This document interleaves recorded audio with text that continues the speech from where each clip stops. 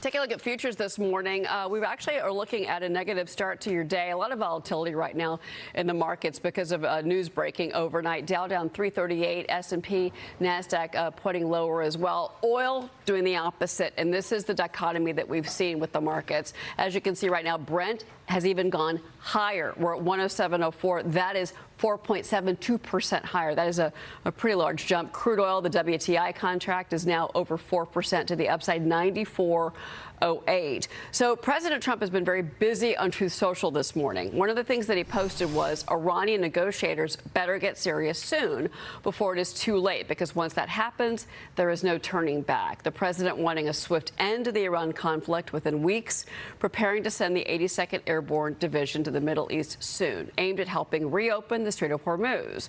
Iran state media claims Tehran has rejected the 15-point ceasefire proposal from Washington.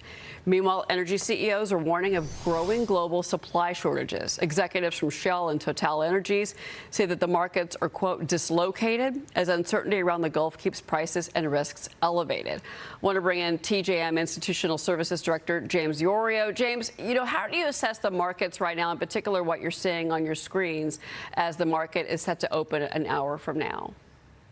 No, they're still highly sensitive to what's going on there. And the chain of events that the market is kind of predicting with the spike in oil, I question a little bit, but here's how it goes, is that short-term inflation expectations have shot through the roof alongside oil. I will argue that if oil stays elevated like this for more than 6 months, it becomes in some ways disinflationary because it starts to affect the economy adversely. So right now the market's saying the Fed can't really ease like they want to, despite the fact that the labor market is weak because oil's going higher. But now there's a couple things I wanted to point out is that yesterday, when oil was trading at 86 and we were all thinking that things were trending fine, the stock market's still at a little bit of a difficult time keeping a bid, because the point here is that it's silly to think that just because if we say the stock market went lower because oil went higher, if that situation resolves itself, does that mean the stock market goes back to where it was? Not necessarily. Sometimes selling begets selling. People remember that they have a lot of risk and a lot of exposure to the stock market. So sometimes the correction begins even though the reason for the correction is gone. Now, there's a couple things I want to see before I'd like stocks again. I want to see 10-year yields go back to around 4.15, and I'd like to see oil below 85. And until those things happen, I think stocks are going to kind of be trading on their back foot. Okay, let's pull up yields right now and take a look where we're at, because we have seen a lot of activity and a big jump this morning. Because here's the 10-year right now. We're up 4.1 basis points. We're at 4.374%. So that is not the 4.15 that you just mentioned. So we're watching the 10-year again, another, let's call it a red flashing signal this morning. And the question mark is about a recession being a possibility, because you are seeing the risk of a recession rising. Economists lifting odds of a U.S. downturn as these conflicts with Iran continues, whether it's oil, whether it's concerns about slowing growth, what this does if the Strait of Hormuz stays closed. That's a global growth story. Weakening labor market in this country, persistent inflation that's come in hotter than expected. The word stagflation once again is being bannered about. James, your thoughts?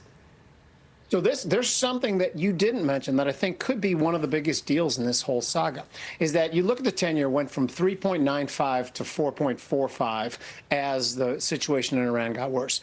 What was it telling us? Was it telling us that they're worried about inflation? Probably, even though 10-year inflation expectations have gone to like 2.3 if you look at break evens. I don't think the market's really flashing that 10 years out inflation is going to be a big deal based on this. What I think it was partially telling us is that the market is worried about so many bonds that need to be sold even before this conflict arose. And then if we add in the fact that wars are very expensive, the question is, are people going to want to buy our bonds? And that's 5 steps down the road, people not wanting to buy our bonds. This is just the beginning of something that's worrying me. That's why I said, 4.15 is not that arbitrary. It just goes back into the market not being worried about our debt range, in my opinion. And right now it's pushing up against that. Every other time global conflicts break out, people buy our bonds and yields go lower. This was kind of an outlier. But it's the debt situation. It's interesting you say that, because with the Pentagon requesting $200 billion as a supplement for the war in Iran, and look, debt and deficits are always a backdrop, and that's a great point, James. I'm glad you brought that up. I want to bring in Nancy Tangler into all of this. Nancy, respond to that. Respond to what he said. Oh, well, yeah. I mean, there's plenty to worry about. I think the market always climbs the wall of worry, and that's one of the things that, Jim has identified very well. Good to see you, by the way, Jim. And I think there's things that we're not talking about. Like, one of the things that I haven't heard anyone talk about, love Jim's thoughts, is the fact that 25 to 35% of helium, which is used to make semiconductors, goes through the Strait of Hormuz. Do you think there are ramifications? Do you think that's an area where we should be paying attention as we become more increasingly dependent on semiconductors?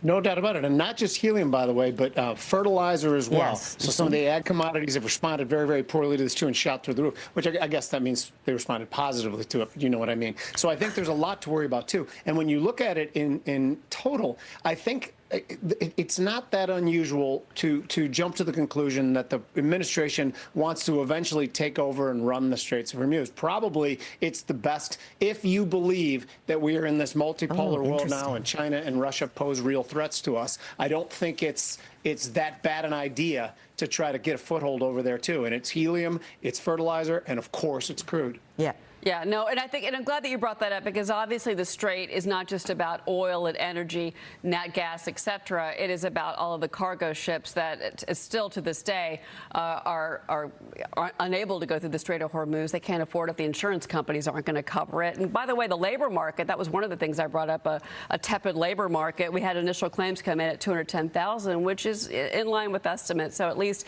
that's not a red flash this morning that we're seeing, although there's a lot of red on the screen for our viewers. James, it's great to see you.